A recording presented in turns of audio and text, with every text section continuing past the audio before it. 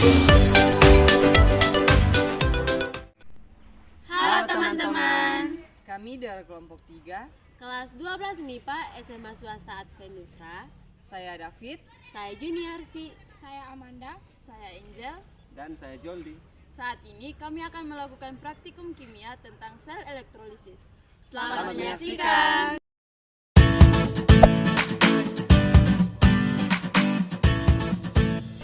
Tujuan praktikum ini adalah 1. Mengetahui proses elektrolisis pada larutan NaCl dan H2O. 2. Mengetahui zat apakah yang terjadi sebagai hasil elektrolisis pada anode. 3. Mengetahui ion apakah yang terbentuk pada katoda sebagai hasil elektrolisis.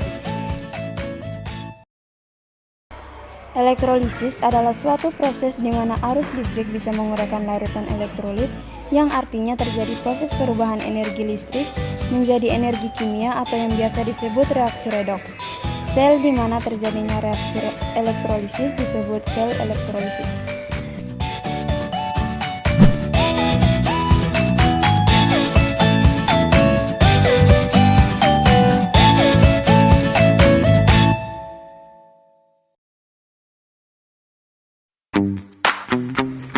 Masukkan air ke dalam gelas beker.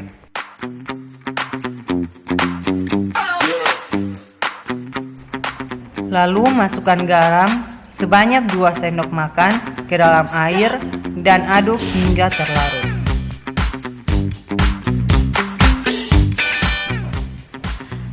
Masukkan pensil ke dalam kardus yang telah dilubangi, kemudian masukkan ke dalam gelas yang berisi air. Sambungkan beberapa baterai agar tegangannya menjadi 7,5 volt. Lalu sambungkan dengan kabel katoda dan anoda yang telah disediakan.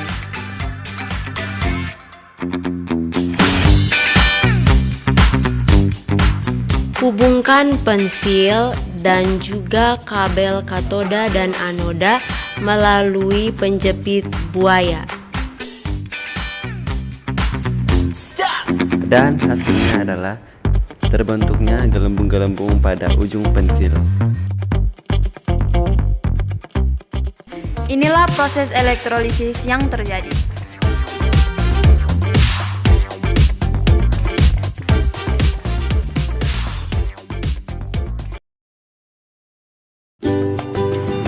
Jadi teman-teman, pensil yang dihubungkan kabel berwarna merah bermuatan positif atau anoda, sedangkan yang berwarna hitam bermuatan negatif atau katoda.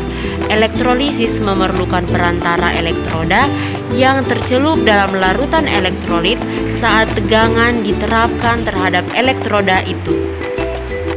Arus listrik yang kita gunakan saat ini adalah baterai dan larutan elektrolitnya adalah larutan garam.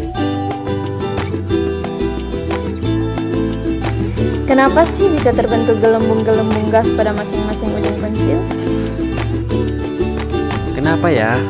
Mari kita simak penjelasan berikut ini.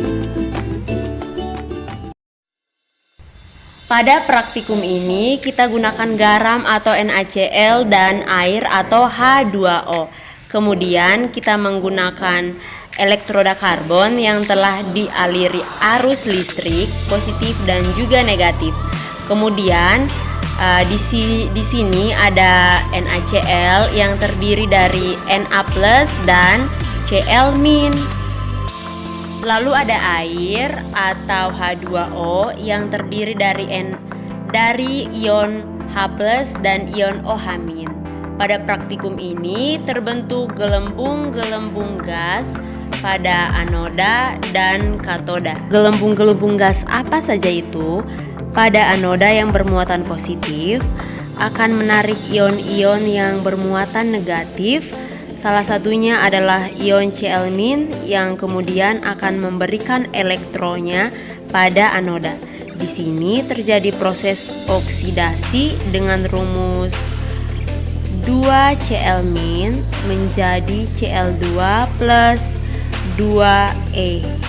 Cl- yang melepas elektronnya bergabung menjadi molekul diatomik Cl2 atau gas klorin Jadi gelembung-gelembung yang membentuk pada anoda adalah gas klorin. Dan jika gas-gas tersebut ditampung dalam suatu tabung reaksi, maka akan terlihat bahwa warna dari gas klorin adalah hijau.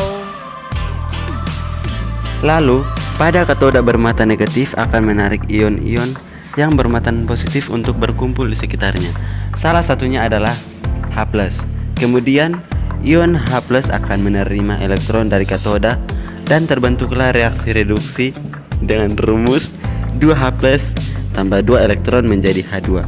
Ion H+ menerima elektron dari katoda, maka akan terbentuk molekul H2 atau yang biasa disebut gas hidrogen. Jadi gelembung-gelembung yang terbentuk pada katoda adalah gas hidrogen.